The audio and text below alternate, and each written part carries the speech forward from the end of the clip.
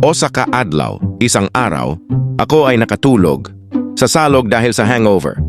Habang iniisip ko kung paano ako nakauli sa among bukid, naghigop muna ako nagsabaw para mawala ang aking hangover.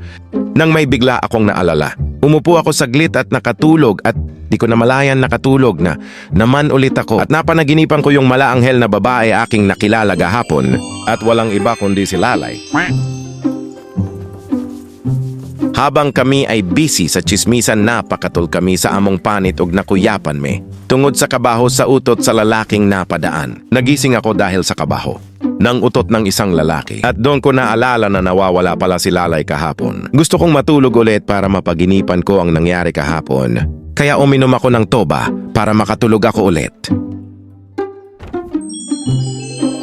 Habang ako ay tumatawa, may isang lalaki ako nakita sa atubangan ko at papunta siya sa direksyon namin at feeling ko na wong pa lang niya suspect na daan.